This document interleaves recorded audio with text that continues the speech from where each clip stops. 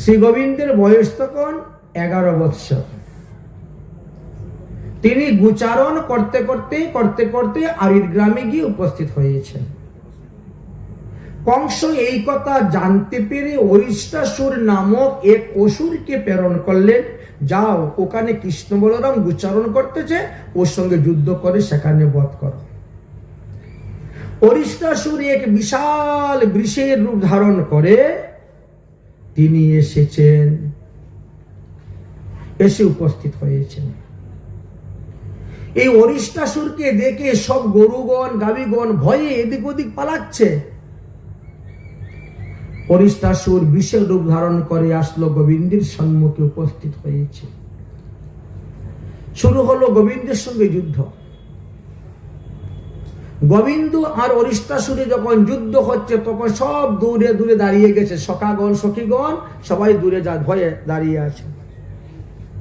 যুদ্ধ করতে করতে শ্রী গোবিন্দ কি করেছেন, অরিষ্টাসুরের 2 শিং ধরেছেন, পিছনে ঠেলে নিয়ে যাচ্ছেন, একেবারে মাথা ধরে ঘাড় মটকে দিয়েছেন, মাথার থেকে শিং 2টা টান দিয়ে তুলে দিয়েছেন, ওর পদাঘাত করে ঘুষি মেরে একে তাকে মেরেই দিয়েছেন অরিষ্টাসুরকে। অরিষ্টাসুর যখন মারা গেল তখন সমস্ত গোপীগণ বলছে, গোবিন্দ তুমি আর আমাদেরকে স্পর্শ করিও না, আর আমরা তোমার সঙ্গে খেলা করব না। বলে কেন? বলে তুমি গু হত্যা করেছো, গু হত্যা মহাপাপ। গোবিন্দ বলছেন ওটা তো গরু নয়, ওটা তো অসুর। সে গরুর রূপ ধারণ করে এসেছিল বলে কি সে গরু হয়ে গেল? ও তো অসুর, কংস প্রেরিত অসুর, অরিষ্টাসুর। ও ভেবেছে আমি গরুকে ভালোবাসি, এই জন্য গরুর রূপ ধারণ করে এসেছিল আমাকে মারার জন্য, কিন্তু আমি তাকে মেরে দিয়েছি। বাস্তবে তো আমি গু হত্যা বোধ করি না, আমি তো অসুর মেরেছি। কিন্তু গোপীরা মানলেন না। গোপীরা বললেন, দেবরাজ ইন্দ্র যদি বৃত্তাসুরকে বধ করলেও তার ব্রহ্ম হত্যা পাপ লাগে, তাহলে অরিষ্টাসুরকে বধ করে কেন তোমার গায়ে গু হত্যা পাপ লাগবে না? খবরদার তুমি আমাদেরকে ছুঁয়ো না, আমাদের সঙ্গে খেলাধুলা করিও না। গোবিন্দ বলছেন তাহলে কি করলে পরে আমি পাপ থেকে মোচন হব? বলছেন তাহলে সর্বতীর্থে যাও স্নান করতে। সমস্ত ভারতবর্ষ ভ্রমণ করে সর্বতীর্থ ঘুরে তুমি স্নান করো, তাহলে তুমি এই পাপ থেকে মোচন হবে আর তুমি আমাদের সঙ্গে খেলতে পারবে। গোবিন্দ বলছেন আমি যাব কেন সর্বতীর্থে? সর্বতীর্থকে আমি আহ্বান করে এখানে নিয়ে আসবো।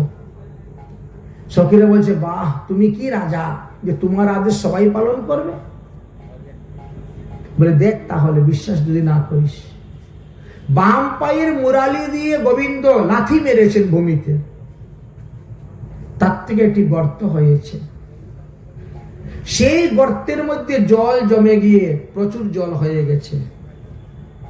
গোবিন্দ বললেন, দেখলে এখানে সমস্ত তীর্থগণ আছেন। গোপীরা বিশ্বাস করলেন না, এটা হতেই পারে না। তুমি বা কোন রাজার ছেলে যে তোমার কথায় সবাই চলে আসবে? এই তীর্থগণ তোমরা কুণ্ড থেকে উঠো তো, জল থেকে উঠতে শুরু হয়েছে। আমি তীর্থরাজ প্রয়াগ, আমি কাশী, আমি বেনারস, আমি গোদাবরী, আমি ত্রম্বেশ্বর, আমি গঙ্গোত্রী, আমি যমুনোত্রী, আমি সরস্বতী, আমি কাবেরী, আমি নর্মদা, আমি গয়া, আমি চিত্রকূট, আমি অযোধ্যা। সারা বিশ্ব ব্রহ্মাণ্ডে যত তীর্থ আছে সবাই এসে উপস্থিত। একে একে গন্তে গন্তে গন্তে গন্তে 60,000 কোটি।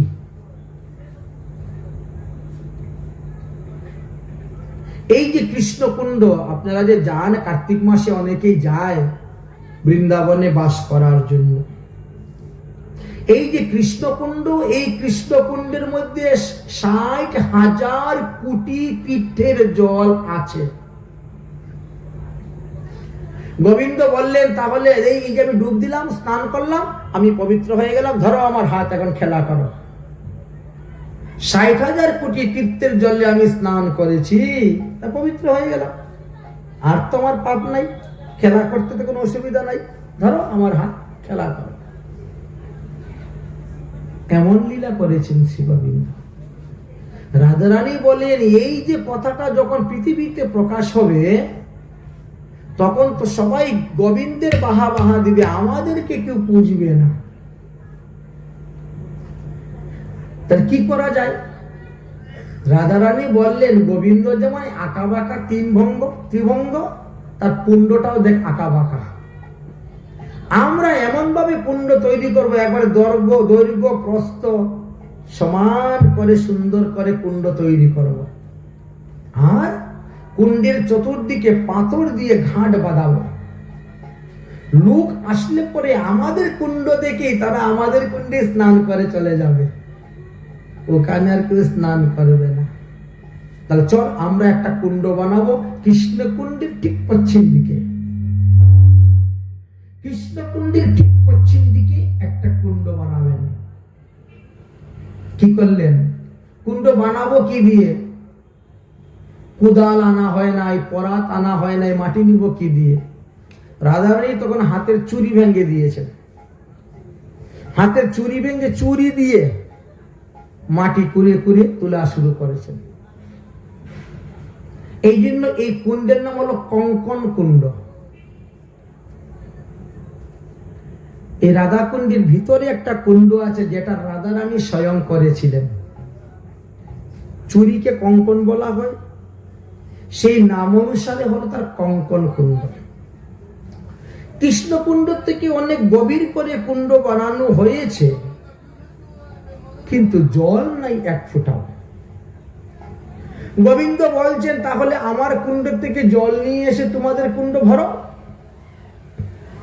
রাধারানী বলছেন, তোমার কুণ্ডের জল আমরা আনবো না। কেন? আরে ওটা গোহত্যা পাপ।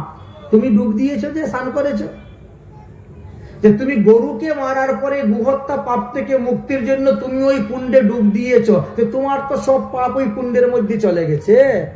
ওই জলের মধ্যে তো গোহত্যা পাপই আছে। তো আমরা এই জল আনি, আমরা আমাদের কুণ্ড ভরবো কেন? তো তারপর জল পাবে কোথায়? বলে আমরা মানসিগঙ্গাতে জল নিয়ে আসবো। রাধাকুণ্ড থেকে 4 কিলোমিটার দূর মানসিগঙ্গা, ওখান থেকে জল নিয়ে আসবো। হ্যাঁ আনবো, আমার তো সখীগণের অভাব নেই, হাজার হাজার লক্ষ লক্ষ সখী আছে। এই সখীগণ চলো তো আপন আপন কলস নিয়ে মানসিগঙ্গার থেকে জল নিয়ে আসবো। সখীরা যখন রওনা হয়ে গেছেন জল আনার জন্য, তখন সমস্ত তীর্থগণ রাধারানীর চরণে আশ্রয় নিলেন। হে রাধারানী, আপনি হলেন আশ্রয় তত্ত্ব। আপনি যদি আমাদেরকে আশ্রয় না দেন, তাহলে আপনার কুণ্ডে এসে আমরা বিরাজ করতে পারবো না। অতএব আপনি কৃপা করুন, যাতে আমরা আপনার কুণ্ডেতে এসে বাস করতে পারি। এখন রাধারানী পড়ছেন বিপদে, শরণাগতি। কেউ যদি আপনাকে চরণে শরণ নেয়, তাকে আশ্রয় দিতে হয়। তো রাধারানী তখন বলছে, আচ্ছা ঠিক আছে, তাহলে তোমরা যখন আসতে চাচ্ছ, আমার কুণ্ডে থাকতে চাচ্ছ, থাকো। ভগবান শ্রীকৃষ্ণ তখন কি করছেন? মাটির নিচে দিয়ে বাঁশি দিয়ে ছিদ্র করে দিয়েছেন রাধাকুণ্ড আর শ্যামকুণ্ডে। কি বলে? সঙ্গম। সখীরা যখন জল মাথায় করে নিয়ে আসছেন মানসিগঙ্গা থেকে, এসে থেকে কুণ্ড দুইটা একেবারে জলে পরিপূর্ণ। আরে আমাদের পরিশ্রম দেখে দেখ, স্বয়ং গঙ্গা প্রকট হয়ে গেছেন, কুণ্ড ভরে গেছে। শ্রী গোবিন্দ বলেন, ওগো রাধারানী, আমি যেভাবে তোমাকে ভালোবাসি, ঠিক তেমনি ভাবে আমি তোমার এই কুণ্ডকে ভালোবাসি। তোমারই রাধা কুণ্ডে একবার যদি কেউ করে স্নান, আমি তোমাকে যেভাবে ভালোবাসি, ওই ভক্তকেও সেইভাবেই ভালোবাসবো। তোমারই কুণ্ডে যে স্নান করবে, সে 60,000 কোটি তীর্থের জলে স্নানের ফল লাভ করতে পারবে। সারা জীবন যত পাপ করেছে, সমস্ত পাপ থেকে মুক্ত হয়ে যাবে। এমনই বরদান দিয়েছিলেন। কিন্তু পরবর্তী সময়ে ধীরে ধীরে এই কুণ্ড লুপ্ত হয়ে গিয়েছিল। যদিও কলিযুগ পাবন অবতার শ্রী শ্রী গৌরাঙ্গ মহাপ্রভু লুপ্ত তীর্থ উদ্ধার করার জন্য সনাতন গোস্বামীকে পাঠিয়েছিলেন, রূপ গোস্বামীকে পাঠিয়েছিলেন, জীব গোস্বামীকে পাঠিয়েছিলেন, লোকনাথ গোস্বামীকে পাঠিয়েছিলেন, কিন্তু তারা কেউ রাধাকুণ্ড শ্যামকুণ্ড প্রকট করতে পারে নাই। এক হাতে বরাহ পুরাণ আর এক হাতে দড়ি নিয়ে ইঞ্চি টেপ দিয়ে মেপে মেপে মিলিয়ে মিলিয়ে দেখছেন কোথায় কোথায় কি লীলা হয়েছে। সেই লীলা অনুসারে অনেক লিপ্ততীর্থ উদ্ধার করেছিলেন, কিন্তু রাধাকুণ্ড শ্যামকুণ্ড উদ্ধার করতে পারেন নাই। পরবর্তী সময়ে মহাপ্রভু 1516 খ্রিস্টাব্দে বৃন্দাবনে গিয়েছিলেন। 922 খ্রিস্টাব্দে সন্ন্যাস গ্রহণের পর নীলাচল থেকে বৃন্দাবনে গিয়েছিলেন কার্তিক মাসের পূর্ণিমা দিবসে। আর তখন তিনি তীর্থ ভ্রমণ করতে করতে ওই আরিড গ্রামে গিয়ে বসেছেন। আরে এখানে তো আমার রাধাকুণ্ড ছিল, শ্যামকুণ্ড ছিল, কিন্তু কোথায় সেই রাধাকুণ্ড শ্যামকুণ্ড লুপ্ত হয়ে গেছে। তখন মহাপ্রভু ধ্যান করতে বসেন, বসে দেখেন যে এ তো ধান ক্ষেত বানিয়ে ফেলে দিয়েছে, ধান ক্ষেত বানিয়ে দিয়েছে। তখন মহাপ্রভু ধান্য ক্ষেত হইতে অল্প জল নিয়ে ছিটা দিয়ে স্নান করছেন, আর ধান ক্ষেত থেকে মাটি নিয়ে তিলক করছেন। স্থানীয় লোকরা বলছে এ আবার কোন পাগল, এত টিউবওয়েল থাকতে কুয়া থাকতে ধান খেতে জল দিয়ে স্নান করতেছে। নাম জানি না আইলো এ নবীন সন্ন্যাসী, নবীন সন্ন্যাসী। নাম জানি না আইলো এ নবীন সন্ন্যাসী, নবীন সন্ন্যাসী। সে যে মুখে বলে রাধা রাধা, মুখে বলে রাধা রাধা, ধান ক্ষেতের মাকে কাদা। নাম জানি না আইলো এ নবীন সন্ন্যাসী, নবীন সন্ন্যাসী। তখন মহাপ্রভু বললেন এই যে ধানকে, এই ধান ক্ষেতটাই হলো রাধা কুণ্ড শ্যামকুণ্ড। অতএব রঘুনাথ দাস গোস্বামীকে পরে পাঠিয়েছিলেন এই রাধা কুণ্ড শ্যামকুণ্ডকে খনন করে ঘাট বাঁধিয়ে রাখার জন্য। এত রঘুনাথ দাস গোস্বামী করেছিলেন। আমরা এখন যে দেখতে পাচ্ছি ঘাট বাঁধানো, রাধা কুণ্ড শ্যামকুণ্ড খনন। তো মহাপ্রভু যেদিন থেকে রাধা কুণ্ডে রজ নিয়ে কপালে তিলক করেছেন, সেই দিন থেকে গোপীচন্দনের তিলকের মহিমা কমে গেছে। এর আগে ছিল গোপীচন্দনের মহিমা। এই যারা যারা তিলক করে যায় সবাই গোপীচন্দনের তিলক, কারু কপালে এখনো রাধাকুণ্ডের তিলক দেখি নাই। রাধাকুণ্ডের মাটির দ্বারা তিলক তখন থেকে শুরু হয়েছে, মহাপ্রভু যেদিন থেকে করে গেছেন তখন থেকে রাধাকুণ্ডের তিলকের মহিমা বেড়ে গেছে। রাধাকুণ্ডের তিলক হলো রাধা রানীর চরণ রেণু, রাধা রানী কুঞ্জুর্মে বিরাজ করছেন। আর এগুলি হলো গোপী তিলক। গোপীদের মধ্যে শ্রেষ্ঠ ছিলেন রাধা রানী। তাই রাধা কুণ্ডে তিলক করলে কি হয়, রাধা রানী রোজ কপাল লাগাইলে কি হয়, কপাল বদল হয়ে যায়,